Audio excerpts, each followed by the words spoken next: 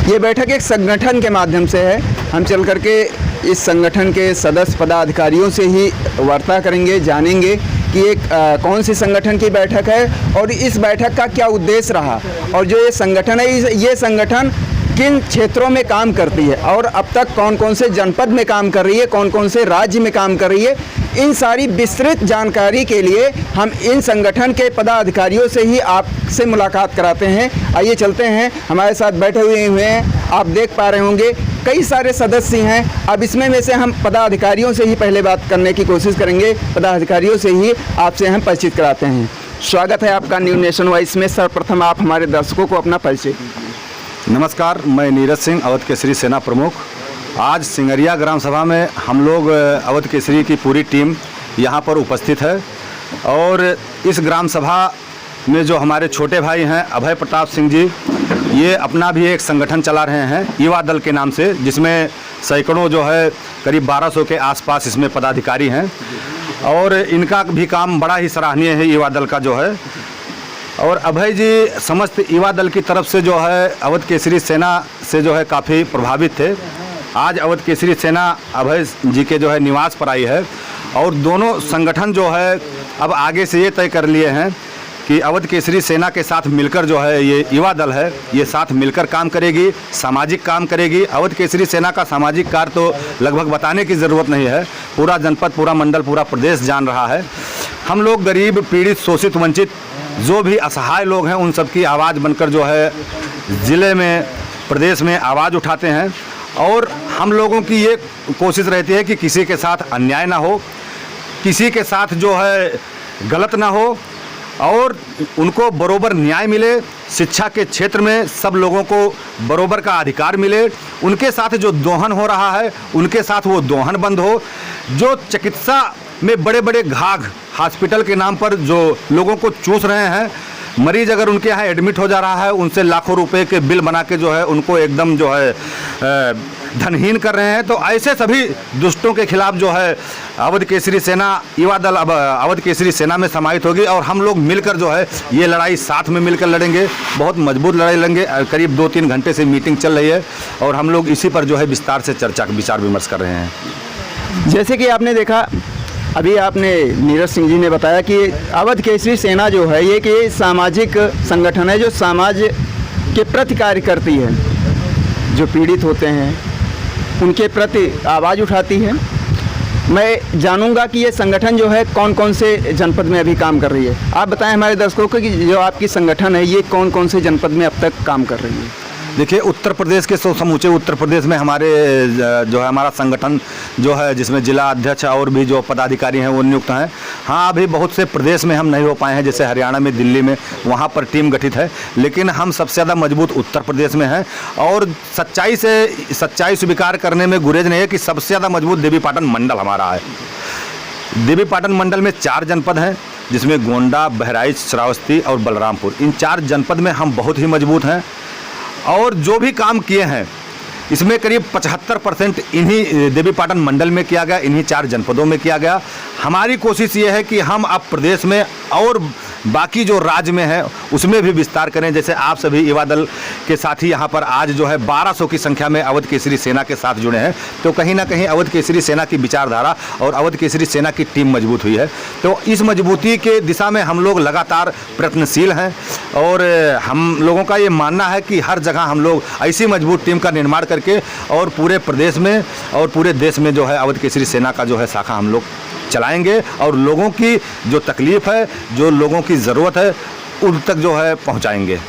आपके अवध केसरी सेना की नींव कब, कौन से शस्त्र में रखी गई, कब आपकी विस्तार कब किया आपने? हम लोग अवध केसरी सेना की नींव जब रखे हैं ये गोंडा टाउन हॉल, नगर पालिका टाउन हॉल, और ये 2017-18 में इसकी नींव रखी गई। टाउन हॉल में ही इसकी नींव रखी गई जो है, वहीं पर जो है अवध केसरी सेना का निर्माण किया गया जो है।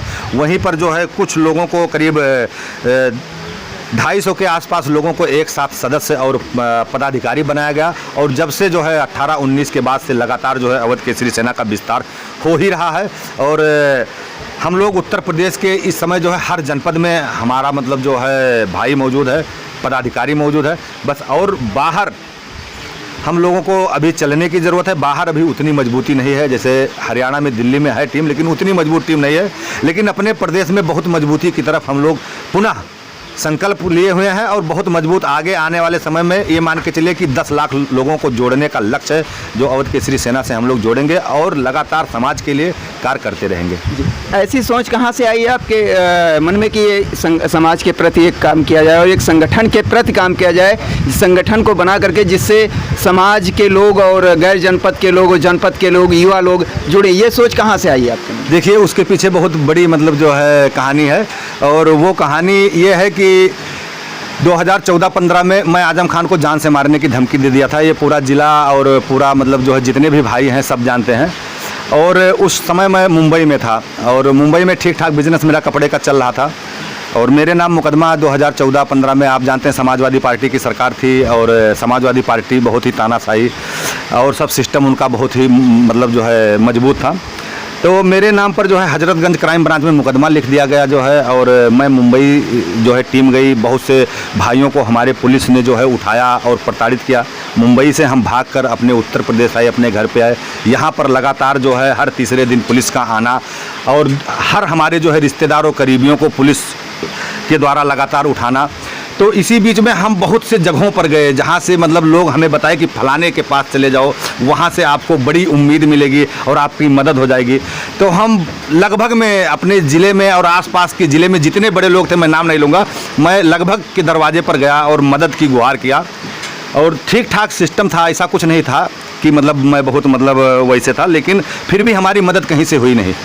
फिर हम जेल चले गए। 6 महीना 13 दिन हम लखनऊ आदर्श कारागार जेल काटे। जेल में हमारी जेल के बाद में हमारी ज़मानत हुई। हम आए यहाँ पर, फिर हम अपने भाई लोगों के साथ में बैठे और विचार किए कि जब हमारी कोई मदद नहीं किया, जो कि ठीक ठाक परिवार से थे, और हमारा खिरिया मजगवा गांव भी जो है आप लोग जानते होंगे कि हाँ जो है ठीक ठाक मजबूत जो है गांव में आता है, जैसे अगर देखा जाए तो सब कुछ सिस्टम भी मजबूत था। इसके बावजूद हमें दर दर भटकना पड़ा, हमारी कोई जो है मदद नहीं की। तो जो गरीब होंगे, जो एकदम समझ लीजिए पीड़ित, वंचित, शोषित, जिनकी मतलब समझ लीजिए वो आर्थिक रूप से भी बहुत कमज़ोर हैं, उनकी मदद कौन कर पाएगा?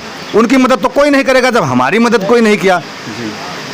तो उस टाइम जो है हम लोग ये संकल्प लिए कि जो है हम लोग ऐसा एक संगठन बनाएंगे, ऐसा एक टीम बनाएंगे कि जब उन लोगों की मदद की ज़रूरत पड़े तो उन लोगों के साथ हम लोग खड़ा होकर उन गरीबों की मदद करें, उन पीड़ित, शोषित, वंचितों की मदद करें, जिसके लिए कोई आवाज़ उठाने को तैयार ना हो। उसी समय हम लोगों को दिमाग में आया और फिर हम लोग अवध केसरी सेना का निर्माण किया। यानी जब आप पीड़ित थे, आपके पीड़ित होने के बाद आपकी कोई मदद करने नहीं आया, तो आपके मन में ये सोच आई कि जैसे हम पीड़ित हैं, हमारी मदद करने कोई नहीं आया, ऐसे समाज में बहुत सारे पीड़ित होंगे जिनकी आवाज़ दबा दी जाती होगी, उनकी कोई मदद नहीं करता होगा। तब आपके मन में ये सोच आई कि हम एक क्यों ना एक संगठन तैयार करें। आपने संगठन का नाम बहुत अच्छा रखा, जैसे जनपद गोंडा से अवध केसरी सेना आपने रखा। अवध केसरी सेना, ये नाम आपने कहाँ से कैसे आपके मन में ये सोचा है कि अवध केसरी सेना इसका नाम रखा जाए? देखिए, इसके पीछे भी एक कहानी है और अवध केसरी सेना का नाम जो मिला है, मैं कहने में गुरेज नहीं करूँगा। और वो मतलब जो है ना हम लोगों के सुझाव में किसी के नाम ये था ना किसी के। हम लोग जब विष्णु गोस्वामी की हत्या हुई और पेट्रोल डाल के जब हम लोग वो लड़ाई लड़े, तो हमारे गोंडा आवास विकास में एक नीलेश द्विवेदी बड़े भैया हैं, अधिवक्ता भी हैं, तो उन्होंने वो नाम फेसबुक पर लिख दिया। जब देखे कि ये मतलब लड़के इतना अच्छे तरीके से लड़े और इसके बाद में जो है पीड़ित को न्याय दिलाया, तो उन्होंने नाम दिया था, मेरा नाम दिया था कि नीरज भाई, आज से मैं आपका नाम अवध केसरी करता हूं। अभी संगठन का नाम नहीं रखे हैं। तो वहां से जब उन्होंने अवध केसरी नाम दिया, तो फिर हम लोग करीब 4-5 महीना के बाद में जो है उसको अवध केसरी सेना के रूप में जो है एक संगठन का निर्माण कर दिया और वही अवध केसरी नाम अवध केसरी संगठन का रख दिया, अवध केसरी सेना। यानी संगठन का नाम आपने नहीं रखा, आपका नाम अवध केसरी था। तो जब यहाँ पे सदस्य कुछ एक्टिव हुए तो इसे एज ए सेना यानी सैनिक के रूप में तैयार हुए, तो उसे अवध केसरी सेना के नाम से इस संगठन को जाना गया। जैसे कि देखा अभी आपने जो परिचित हुए अवध केसरी सेना के प्रमुख जी से, यहाँ पे और भी सदस्य हैं, उनसे भी चल करके जानूंगा क्या कहना चाहेंगे अवध केसरी सेना के बारे में। स्वागत है आपका न्यू नेशन वॉइस में। सर्वप्रथम आप परिचय दीजिए हमारे दर्शकों को। मेरा नाम अमित मिश्रा है, पेशे से अधिवक्ता हूँ जी। मिश्रा जी, आप अवध केसरी सेना के बारे में क्या जानते हैं, क्या कहना चाहेंगे? पहले तो आप ये बताइए, पूछना क्या चाह रहे हैं पत्रकार महोदय हमसे? अवध केसरी सेना के बारे में आप हमारे दर्शकों को आप बताएं कि अवध केसरी सेना किन किन उद्देश्य पे काम करती है, और यदि आप अवध केसरी सेना से जुड़े हुए तो कैसे आपके मन में ये सोच आई कि हम भी अवध केसरी सेना से जुड़ें? कौन से कार्य से आप प्रभावित होकर के जुड़े? ठीक है, अच्छा सवाल है आपका जी। हमारी इनकी मुलाकात जो है किसी कार्यक्रम में ऐसे हुई, और वैसे ही जब ये विष्णु गोस्वामी का कांड हुआ था जी, तो मैं फेसबुक के माध्यम से बड़े जोर से चल रही थी अवध केसरी सेना या उसके सैनिक या उसके जो भी पदाधिकारी थे, वो बड़ी जिम्मेदारी के साथ और बड़ी ताकत के साथ किसी एक गरीब पक्ष का या किसी एक जो है असहाय व्यक्ति का साथ देने के लिए निसंकोच बिना निस्वार्थ भाव से ये लोग सड़कों पर थे। तभी मेरे मन में आया कि यार ये कौन से लोग हैं जो जनपद में इतना अच्छा काम कर रहे हैं। मैं कसम खा के कहता हूँ यही चीज़ मेरे दिमाग में थी। उसके बाद अटेंडम कहीं किसी के यहाँ कोई कार्यक्रम था, शायद मुझे याद आ रहा है किसी के यहाँ तरही थी, परसपुर में यही था, हाँ नितेश सिंह के यहाँ।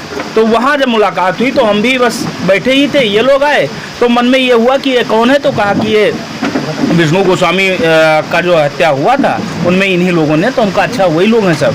तो फिर बातचीत होने लगी तो मन में तो था कि भाई अगर ऐसे लोग हैं तो उनके साथ काम करने में कोई गुरेज नहीं है, क्योंकि मैं भी बहुत बड़े परिवार से नहीं हूँ, मैंने भी गरीबी देखी है, मैंने भी जो है क्या कहते हैं ना कि कहीं मदद मांगने जाओ और मदद ना मिले, आप असहाय महसूस करें। तो कहीं ना कहीं ये चीज़ लगा कि भाई मदद करनी है उन लोगों की जिन लोगों की ये लोग कर रहे हैं और ये काम अच्छा कर रहे हैं। तो कहीं ना कहीं असहाय, पीड़ित, शोषित या धर्म कोई धर्म हो उनका, लेकिन अगर वो पीड़ित है और अवध केसरी सैनिक या अवध केसरी सेना प्रमुख जी से मिला है तो उसको न्याय दिलाए जाने तक ये सेना लड़ती है और उन निस्वार्थ भाव से लड़ती आ रही है। जी, जैसे कि अभी आपने देखा कि हमने आपको अवध केसरी सेना के पदाधिकारियों से परिचित कराया। अवध केसरी सेना के पदाधिकारी के द्वारा बताया गया आपको कि अवध केसरी सेना जो सामाजिक कार्य करती है, जैसे कि हमें जहाँ तक जानकारी है, अवध केसरी सेना बहुत सारे सामाजिक कार्य, जैसे अभी जल्द ही विश्वविद्यालय को लेकर के गांधी पार्क में 16 दिन तक लगातार धरना दे करके बैठे निस्वार्थ, उसके साथ साथ बजाज चीनी मिल में धरना दे करके किसानों का भुगतान कराया गया। बहुत सारे सामाजिक कार्य जो हमारे जानकारी के मुताबिक है। उसके साथ साथ में एक पदाधिकारी और भी बैठे हुए हैं, मैं उनसे ही और सारी अवध केसरी सेना के बारे में बातें करूंगा और बताने के आपको वो प्रयास करेंगे और हम भी आपको जानकारी पहुंचाने का प्रयास करेंगे। जी, स्वागत है आपका न्यूज़ में। बहुत बहुत धन्यवाद महोदय आपका। आप अपने मुताबिक आप अवध केसरी सेना के बारे में हमारे दर्शकों को बताएं कि अवध केसरी सेना जो है आपकी ये समाज के प्रति कार्य कर रही है। जैसे बहुत सारी कार्य मैंने आपको अभी दर्शकों को बताया, विश्वविद्यालय, और एक अभी आपके संस्था द्वारा विश्वविद्यालय के साथ साथ में शिक्षा को लेकर के मुद्दा रखा गया है, उसके बारे में आप हमें दर्शकों। देखिए, बड़े भाइयों ने कहते हैं कि अभी आपको कहते हैं विश्वविद्यालय के बारे में और जितने भी आंदोलन हैं सबको सारे बारे में जानकारी दी है। ये अवध केसरी सेना की एक पहल आई है, शिक्षा क्रांति। शिक्षा क्रांति का उद्देश्य है कि बड़े बड़े लोगों के बेटे तो पढ़ लिख कर आगे निकल जाते हैं, तो शिक्षा क्रांति का उद्देश्य अवध केसरी सेना ने इसलिए रखा है कि जो प्रसिद्धीय विद्यालय हैं, जिनके माता पिता बुक किताबें वहन नहीं कर पाते हैं, उसी क्रम में कहते हैं कि शिक्षा क्रांति हम लोगों ने नाम दिया है कि उन बच्चों को, गरीबों को जो किताब खरीद नहीं पाते, उनके पास पैसे नहीं होते हैं, तो इसी संगठन में से कोई 10-20 जैसा भी करना चाहे, और या फिर जो बच्चे पढ़ के निकल चुके हैं, हमारे जैसे आपके जैसे, किताबें लोग रद्दी के भाव से बेचते हैं, तो हम लोगों ने पहल कर दी कि वो किताबें आप हमें दीजिए। वो आप ऑल इंडिया या ऑल यूपी में कहीं भी आप बैठे हैं, आप मेरे पास कॉल करेंगे तो मैं आपकी किताबें वहाँ से मंगवा लूँगा, जिससे किसी गरीब का भला हो जाए, किसी गरीब बच्चे को अच्छी शिक्षा मिल जाएगी, क्योंकि शिक्षा बहुत ज़्यादा ज़रूरी है। इसी क्रम में हमारे पास पटना, मुंबई, अलीगढ़, सोनीपत, यहाँ से भी फ़ोन आए, कॉल आए कि भाई साहब हमारे पास किताबें स्टोर हैं, हम चाहते हैं कि अब जो आपने बुक बैंक शुरू किया है उसमें हम आपको डोनेशन दें। तो ये हमारे लिए बहुत गर्व की बात है कि छोटी सी मुहिम को लेकर, शिक्षा क्रांति की मुहिम को लेकर जिस तरीके से हम लोगों ने छेड़ा है, जिस तरीके से भी कहते हैं बड़े भैया ने कहा कि शिक्षा और स्वास्थ्य ये सब चीज़ें कहते हैं बिल्कुल डकैती के रूप में हो रही हैं, तो उसी को बंद करने के लिए हम लोगों ने शिक्षा क्रांति की पहल की है। और आने वाले समय में आप लोगों का साथ रहा, आप लोगों का आशीर्वाद रहा, तो अवध केसरी सेना किसी भी गरीब शोषित वंचित को शिक्षा के अधिकार से विमुक्त नहीं करेगी, उनको शिक्षा देगी और प्रोवाइड करवाएगी। जो भी सहायता होगी वो अवध केसरी संगठन के द्वारा उनको दिया जाएगा। और जैसे कि अभी आपने देखा, नील जी ने बताया आपको शिक्षा क्रांति के बारे में। बहुत सारे ऐसे गांव से जुड़े लोग हैं जो अपने बच्चों को किताबें को लेकर के, यानी क्योंकि उनकी आय या 100 रुपये आय है और 150 की किताब है तो कहाँ से पढ़ा पाएंगे। तो जो एक शिक्षा क्रांति इन्होंने किया हुआ है, जिसपे जो बच्चे पढ़ लेते हैं, पढ़ने के बाद में अपने किताबों को रद्दी के भाव में बेच देते हैं, उन किताबों को इकट्ठा करके गरीब बच्चों को देते हैं, जिससे आगे बच्चे पढ़ें और शिक्षित हों। ऐसे तमाम सामाजिक कार्य के प्रति अवध केसरी सेना कार्य कर रही है। न्यू नेशन वॉइस के लिए गोंडा से संतोष कोहली, धन्यवाद।